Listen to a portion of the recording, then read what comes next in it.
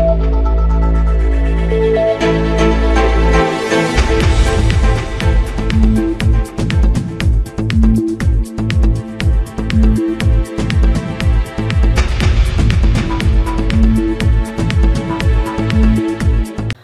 نوبتی برنامه اطلاعاتی پیغام منظور شماست. السلام علیکم.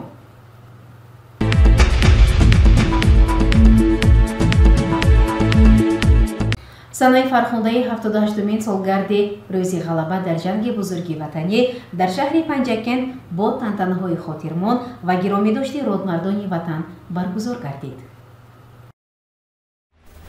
соли равон аз таърихи муборизаҳои фидокоронае дар майдонҳои ҷанги бузурги ватанӣ нишондодаи фарзандони кишвари азизамон тоҷикистон 78 сол сипарӣ гардид. Асосгузори сулҳу ваҳдати миллӣ пешрои миллат президенти ҷумҳурии тоҷикистон муҳтарам Эмомалӣ Раҳмон вобаста ба паёмадҳои даҳшатноки ин фоҷиаи бузурги аср хеле ба маврид таъкид намуданд.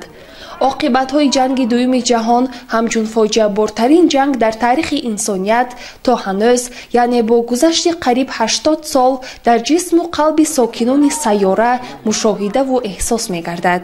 арҷгузорӣ ба собиқадорони ҷангу меҳнат, шахсони барӯманд дар сиёсати иҷтимоию фарҳангии ҳукумати мамлакат бо роҳнамоии пешвои муаззами миллат муҳтарам Эмомалӣ Раҳмон ҷойгоҳи хосаро соҳиб аст. маҳз дар ҳамин замина ҳамасола рӯзи ғалаба дар ҷанги бузурги ватанӣ бо шугӯҳу ҷалол ва арҷгузорӣ ба хотираи неки иштирокчиёни он баргузор мегардад. рӯзи ғалаба бо маросими гулгузорӣ ба пояи лавҳаи хотира ва оташи абадӣ дар боғи камоли хуҷандии шаҳри Панҷакент бо иштироки намояндаи мақомоти иҷроии ҳокимияти давлатии вилояти Суғд, муовини раиси вилояти Суғд Зариф Мирдадо, раиси шаҳри Панҷакент Холиқзода Абдухолиқ, роҳбарону намояндагони ташкилоту муассисаҳо, собиқадорони меҳнат, ҷанговарони байналмилал баргузор шуд. ба пояи лавҳаи хотираи собиқадорони ҷанги бузурги ватанӣ даҳҳо гулчанбару гулдаста аз ташкилоту муассисаҳо аз ҷумла мақомоти иҷроии маҳаллии ҳокимияти давлатии шаҳри Панҷакент фарзандон ва наберагони иштирокчиёни ҷанг гузошта аз корнамоиҳои онҳо барои аз вабои фашизм раҳондани инсоният ёд карда шуд.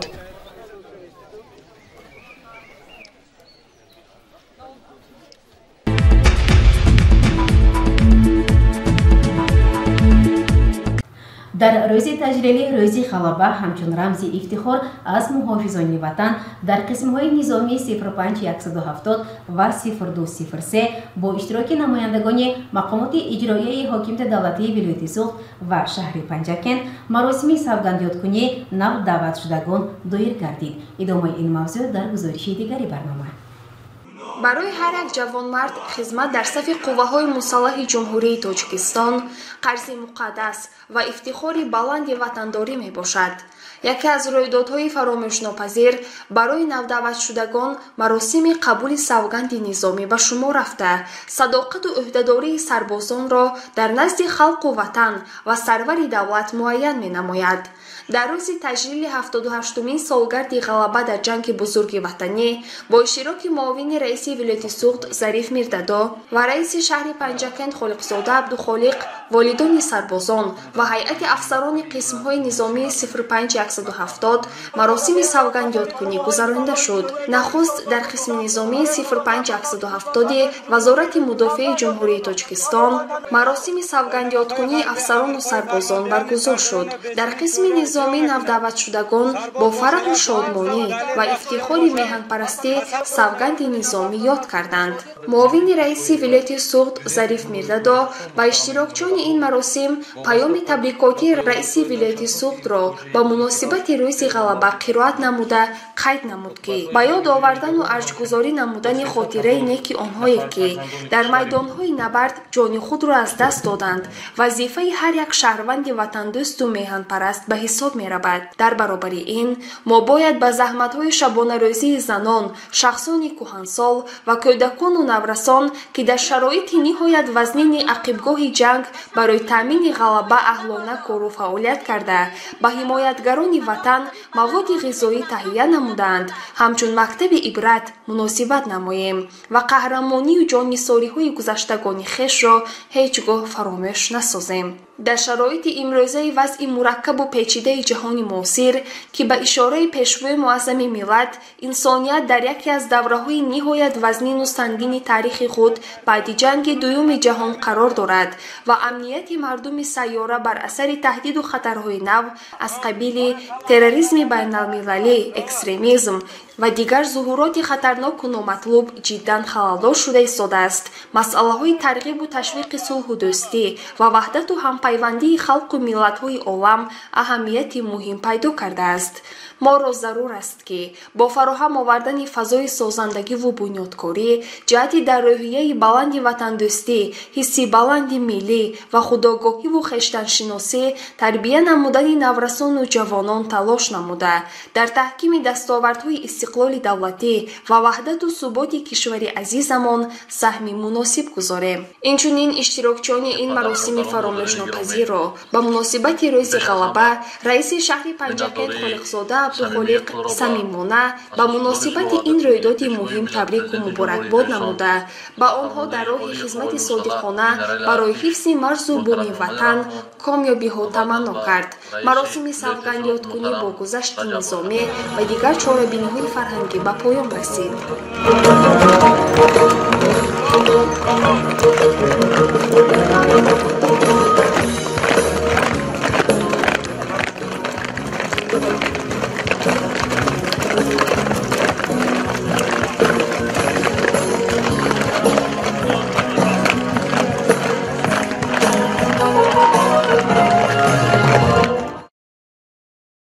муовини раиси вилояти суғд Зариф Мирдадо ва раиси шаҳри Панҷакент Холиқзода Абдухолиқ ба қисми сарҳадбонии 0203 Кумитаи давлатии амнияти миллии ҷумҳурии Тоҷикистон дар шаҳри Панҷакент ташриф оварда ҳайати афсарону сарбозон ва волидони сарбозонро аз номи раиси вилояти суғд, муовини якуми раиси Маҷлиси миллии Маҷлиси олии ҷумҳурии Тоҷикистон Раҷаббой Аҳмадзода, мақомоти иҷроии маҳаллии ҳокимияти давлатии шаҳри Панҷакент ба ифтихори 78-солагии рӯзи ғалаба табрик намуда иброз намуданд.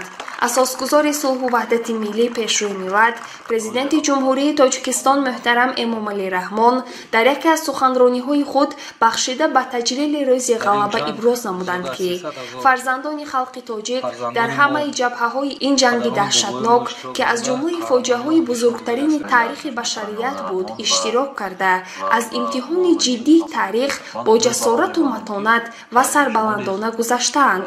боиси сарфарозии мост ки ҳазорон нафар фарзандони халқи тоҷик дар ҷабҳаҳои ҷанги бузурги ватанӣ бо шуҷоату қаҳрамонӣ бар зидди истилогарони фашистӣ ҷангида ба унвонҳои баланди қаҳрамони Иттиҳоди Шӯравӣ, ордену медалҳо ва дигар мукофотҳо шарафёб гардиданд.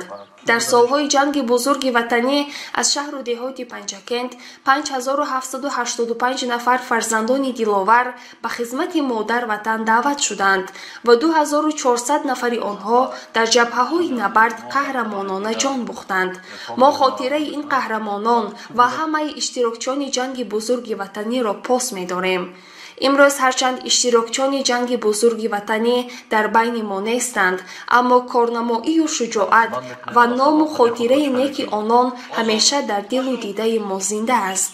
ҳукумати ҷумҳурии Тоҷикистон махсусан пешвои муаззами миллат муҳтарам Эмомалӣ Раҳмон дар замони истиқлол ҳамеша хидматҳои бузурги иштирокчиёни ҷанги бузурги ватаниро гиромӣ дошта, имрӯз низ саҳмдорони ақибгоҳ ва аҳли оилаи ҷанговарони фавтидаро мавриди дастгириҳои иҷтимоӣ ва имтиёзҳои гуногун қарор медиҳанд.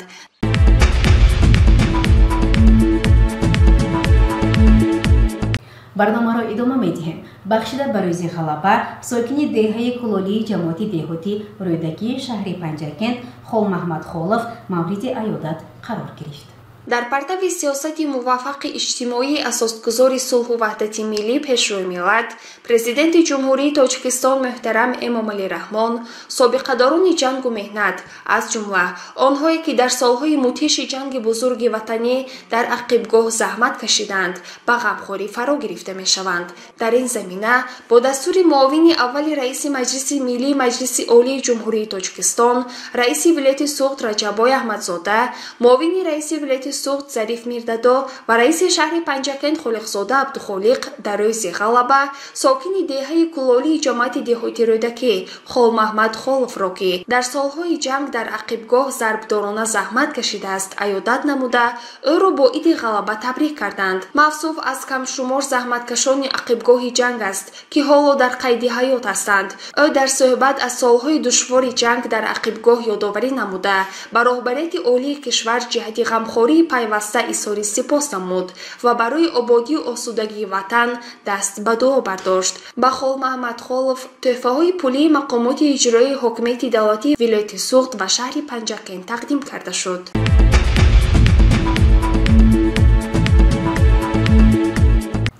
бо иқдоми китобхонаи марказии шаҳри Панҷакент ба муносибати 78-солагии Иди Зафар маҳфили фарҳангию адабӣ гузаронида шуд. طبق نقشه چورابینی‌های طرح‌ریزی گردیده کتابخانه مرکزی بخشیده به روز غلبه سلسله چورابینی‌ها گذرانیده شد. این اول باشد در تالار کتابخانه مرکزی کنفرانسی علمی ادبی تحت عنوان پاس خاطر شهیدان بخشیده به روز غلبه در سطح بلند تشکیلی و فرهنگی دایر گردید که در آن کارمندان بخش فرهنگ، خوانندگان و کارمندان کتابخانه مرکزی اشتراک داشتند.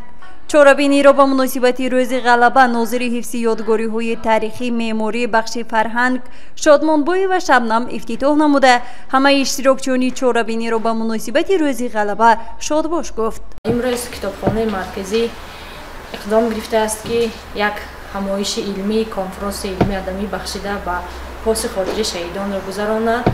من از فرصت مناسب استفاده برده به همه شما از نام بخش فرهنگ مقامات اجرایی حاکمیت دولتی شهر پنجکент تبریکات مدیری بخش را میرسانم. اینچنین قرائت شعرها در وسیع وطن جنگ بزرگی وطنی در اجرای خوانندگان فعال کتابخانه خاطر حاضرین را بالیده نمود. السلام بر راد مردانی وطنداری وطن، السلام بر نوجوانانی وفاداری وطن. هر کی میداند که میدان ما قدری وطن، السلام بر این و آن و پاسدارانی وطن. وطن سر می شود از گهواره، از شیر پوک و از پستانی مادر. وطن سر می شود از آن تباره که آن را ساخته است دستانی مادر. سپس خواننده فعال کتابخانه حمید و صبرینه در موضوع هیچ کس و هیچ چیز فراموش نمی شود معروضه نمود. اگر جنگ نمی بود هزارها پسران تاجیک جامعه دامادی به بر می کردند. هزاران نوعریسان تاجیک لباس ماتم نمی پوشیدند و سرود عشق می خواندند. آنهایی که چهره به پرده خاک بردند زمان در دل جوانی خود آرزوی و آرمان داشتند، مهر می‌ورزیدند، زندگی را دوست می‌داشتند. از این لحاظ هر نسل باید ادامه دهی سنت‌های برگزیده گذشتگان خویش باشد و افکار و گفتار و پندار نیک آنان سزاوار بمانند، چون که سعادت امروزه بر عوض قربانی‌های زیاد به دست آمده است. چورابینی رو سرمتخصص کتابخانه مرکزی جلیل و نرگس جنبست نموده همه اشتراکچیان رو باری دیگر شادباش گفت و بهر تهیه چنین یک چورابینی نمونوی اظهار سپاس نمود. گزارشی مرتبه رحمان و شهباز قربانوف و خیام جورایف.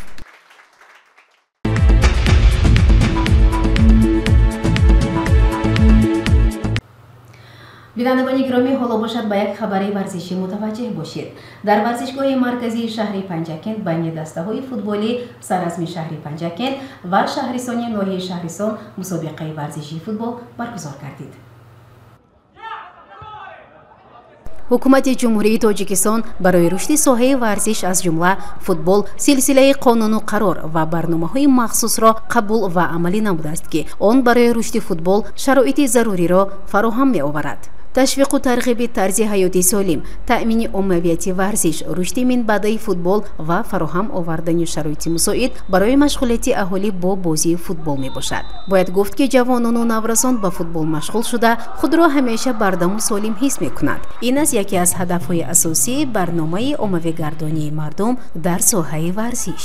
аз ҷумла дар ҳудуди шаҳру деҳоти панҷаке низ барои тарғибу ташвиқи мусобиқаи варзишии футбол диққати хоса дода мешавад ки бевосита барои рушди ин навъи варзиш дар шаҳрамон хизматҳои мураббиёни варзида хеле назаррас мебошад. санаи 9 майи соли равон бахшида ба 78-мин солгарди рӯзи ғалаба дар варзишгоҳи марказии шаҳри Панҷакент дастаи футболи саразми шаҳри Панҷакент дастаи шаҳристони ноҳияи шаҳристонро барои рақобат қабул намуд.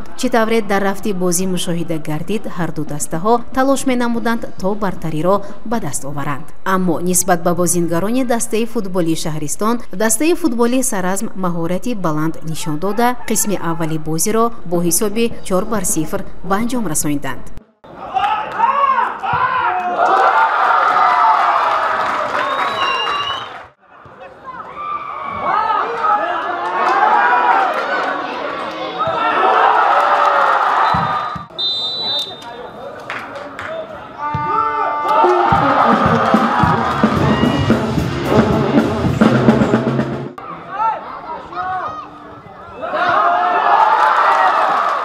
ёдовар мешавем ки футболбозони дастаи саразми шаҳри Панҷакент аз ҷумла Хайём Усмонов, Комрон Муродов, Раҳматҷон Ҳомидов ва Шаҳзод Нурматов бо истеъдоди баланд ба дарвозаи ҳарифи хеш голҳоро ворид карданд ки дар натиҷа бозӣ бо ҳисоби умумӣ 7-0 бар фоидаи дастаи футболи саразми шаҳри Панҷакент буд.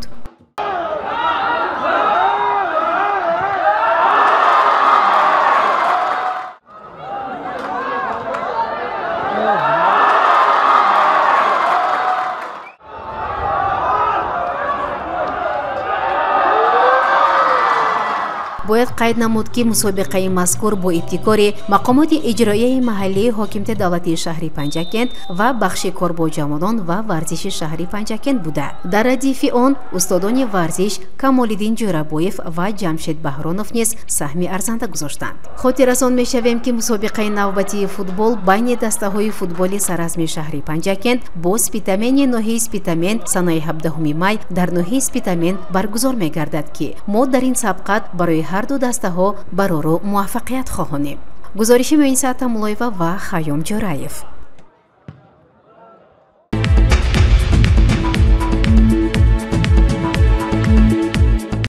бинандагони гиромӣ, ин буд барномаи иттилоотии пайғом. то барномаҳои навбатӣ саломату сарбаланд бошед. хайр.